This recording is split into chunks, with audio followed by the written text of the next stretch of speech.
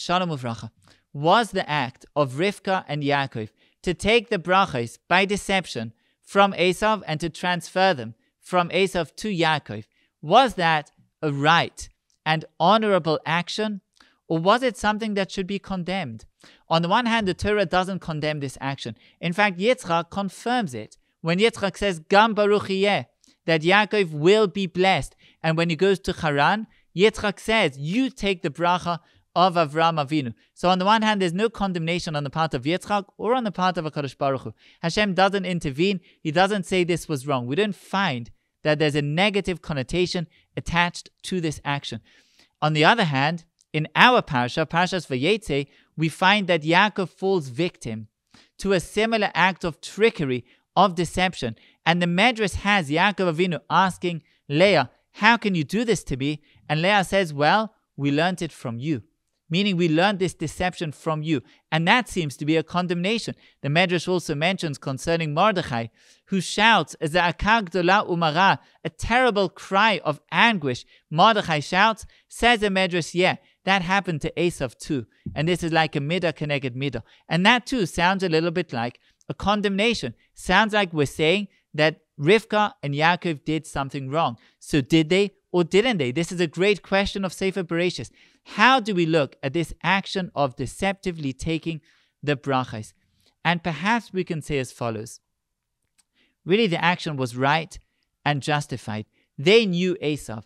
They saw that Esav he scorned the Bechorah. He scorned the place of the firstborn. He didn't want the task of leading the family version of the Jewish people, and he would not be able to carry out that task. They knew that, and therefore they knew that the brachos would have to go to Yaakov instead of to Esav, and indeed Yitzchak confirms it. However, that action itself of leaving the tent, leaving this innocence, ishtam, a man who's innocent, a man who is pure, like Adam HaRishon, Kodem HaChet, before the sin. Yaakov represents that pureness, that pristine condition of the Eitz HaChaim, and leaving that for the field of Esav, the hunting ground, where you have to be cunning, you have to know deception, you have to know the guiles and the ways of the world. That itself, meaning moving to the Eitz Hadas Tova Ra that Esav represents, that has a price. You pay a price. It has a cost.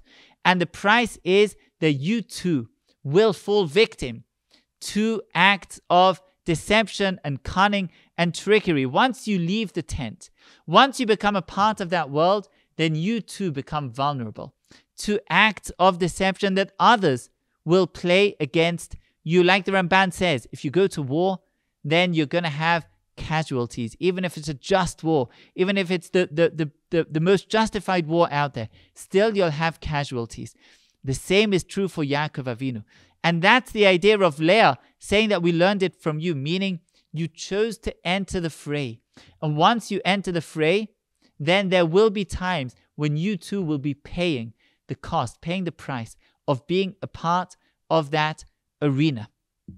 Meaning, this doesn't shed a negative light on the actions of Rivka and Yaakov. It just means that there's a price tag that's attached to those actions. And this is a big lesson for life. Because sometimes in life we're called to take actions that are not simple, that are complex, and that bring us into arenas that we'd rather not be there. And we'll pay a price for that. And nevertheless, doesn't mean that it's unjustified. On the contrary, those actions could be the most justified, the most righteous acts that we will take in our lifetimes. And nevertheless, we'll still pay a price for them. Just because they're right and justified doesn't mean that we won't pay a price. This is true on a private level.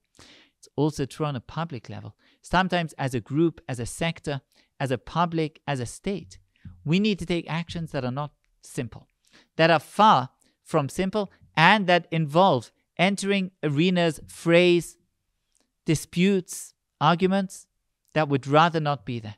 And nevertheless, there are times when we're called to do exactly that. That's our duty. That's where we need to be. Does it mean that we won't pay a price? No. We will have to pay a price for it, and nevertheless, that's what Hashem expects us to do. That's what we learn from Rivka and from Yaakov Avinu. We should all have a beautiful Shabbos, and we should see B'sarot Tovot.